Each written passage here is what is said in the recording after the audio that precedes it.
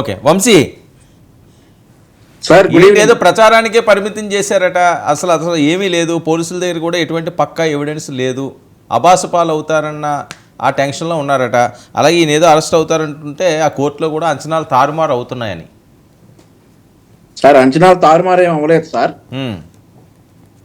నేనేం చెప్తున్నానంటే మా నాయకుడు, నేను పదే పదే ఇదే మాట చెప్తా ఉన్నా, మా నాయకుడు చంద్రబాబు నాయుడు గారు జగన్మోహన్ రెడ్డిని నన్ను అరెస్ట్ చేశాడని నేను అరెస్ట్ చేయను అని చెప్పేసి మా నాయకుడు అన్నాడు. ఎవరైతే మా పార్టీలో ఉన్నటువంటి లేదంటే ఆంధ్రప్రదేశ్ రాష్ట్రంలో ఉన్నటువంటి ప్రజలు ఎవరైతే జగన్మోహన్ రెడ్డి గారి వల్ల ఇన్ని రోజులు ఇబ్బంది పడ్డారో, నేను ఇబ్బంది పడ్డా జగన్మోహన్ రెడ్డి గారి వల్ల, నేను గాయపడ్డాను, ఆయన పోలీసులు నన్ను గాయపరిచారు, అప్పట్లో నేను ఇబ్బంది పడ్డాను కాబట్టి నేను ఫేస్ చేసినటువంటి సిచ్యువేషన్ జగన్మోహన్ రెడ్డి గారు కూడా ఫేస్ చేయాలని, జగన్మోహన్ రెడ్డి గారు అరెస్ట్ అవ్వాలి అని చెప్పి నేను అనుకున్నా. వాస్తవం అది, నేను అనుకున్నా.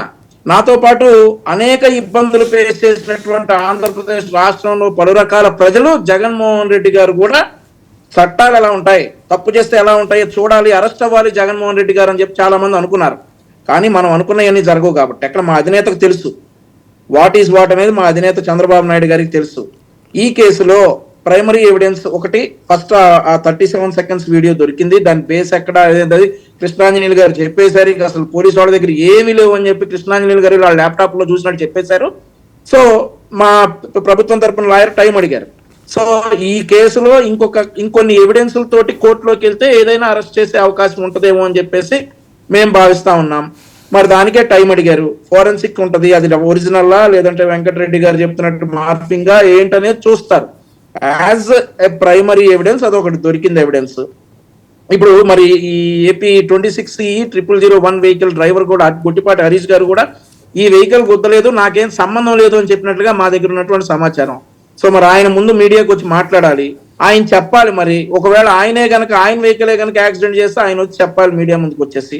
ఇంకోటి ఏంటంటే, ఇక నేను ఇందాక చెప్పినట్లుగా జగన్మోహన్ రెడ్డి గారి వల్ల ఇబ్బంది పడ్డ ప్రతి ఒక్కడు కూడా ఆంధ్రప్రదేశ్ రాష్ట్రంలో, నేను పర్సనల్ గా ఇబ్బంది పడ్డాను.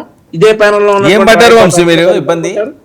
ఇబ్బంది పడ్డారు మీరు సార్. నన్ను పోలీసులు తీసుకెళ్లి కొట్టారు సార్, నాకు సర్జరీ అయింది, నా చెయ్యి ఇరిగింది, మీకు కావాలంటే విజువల్స్ పంపిస్తా. దేనికి? ఇసుక మాఫియా మీద, గ్రావెల్ మాఫియా మీద మేము ధర్నా చేస్తా ఉంటే పొన్నూరు నియోజకవర్గం అనమర్లపూడి గ్రామంలో జూన్ 20వ తారీఖు 2022వ సంవత్సరం నాడు పోలీసులు నన్ను తీసుకెళ్లి కొట్టడం వల్ల నా చెయ్యి ఇరిగి నేను ఫ్రాక్చర్ అయ్యి నేను సర్జరీ చేయించుకోవాల్సి వచ్చింది. ఆ తర్వాత నా మీద SC/ST అట్రాసిటీ కేసులు పెట్టారు. నేను చేయనటువంటి తప్పులకు నా మీద జగన్మోహన్ రెడ్డి గారి పోలీసులు నా మీద అప్పుడు కేసులు పెట్టారు. నేను ఇబ్బంది పడ్డాను జగన్మోహన్ రెడ్డి గారి వల్ల.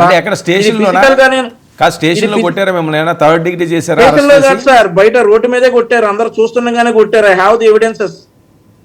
ఒకటి సార్, ఇప్పుడు నేను ఫిజికల్ గా ఇబ్బంది పడ్డాను, నేను ఈ వ్యక్తిగతంగా ఇబ్బందులు పడ్డాను, రాష్ట్ర పౌరుడిగా నాకు రాజధాని లేకుండా చేశాడు జగన్మోహన్ రెడ్డి గారు, దానివల్ల కూడా నేను ఇబ్బంది పడ్డా. రాష్ట్రంలో రోడ్లు లేకుండా చేశారు జగన్మోహన్ రెడ్డి గారు. అట్లాంటి జగన్మోహన్ రెడ్డి గారు అరెస్ట్ అవ్వాలని నేను ఖచ్చితంగా కోరుకుంటా. నేనే కాదు, ఆంధ్రప్రదేశ్ రాష్ట్రంలో ఎవరైనా జగన్మోహన్ రెడ్డి గారి వల్ల ఇలాంటి ఫిజికల్ టార్చర్స్ భరించారో, మెంటల్ టార్చర్స్ భరించారో వాళ్ళందరూ కూడా కోరుకుంటారు, సహజం అది. కానీ మా అధినేత చెప్పాడు, సాక్ష్యాలు లేకుండా, రుజువులు లేకుండా, సరైన టెక్నికల్ ఎవిడెన్స్ లేకుండా మేము అరెస్ట్ చేయమన్నదే. జగన్మోహన్ రెడ్డి గారు అయితే ఆగేవాడండి ఇప్పటి వరకు. జగన్మోహన్ రెడ్డి గారు అయితే 37 సెకండ్ల వీడియో వచ్చిన మరుసటి గంటలో అరెస్ట్ చేసేవాడు. మా ప్రభుత్వం అలా కాదు, మాకు టెక్నికల్ ఎవిడెన్స్లు ఉండాలా. ఓకే, ఆ టెక్నికల్ ఎవిడెన్స్ పోలీసుల దగ్గర ఉన్నాయి, వాళ్ళు ఇంకా క్రోడీకరించుకుంటున్నారు. We have many options. Okay, ఆ డ్రోన్ ఫోటోస్ అవన్నీ కూడా చూసుకుని డెఫినెట్లీ ముందుకెళ్తారు. ఈరోజు ఇంకొకటి వర్మ గారు, car AP 40DH2349 car seize చేయగానే వీళ్ళు సోషల్ మీడియాలో చెప్పుకునేది ఏంటంటే, ఒక కారు సీజ్ చేస్తే 100 కార్లు వచ్చినాయట.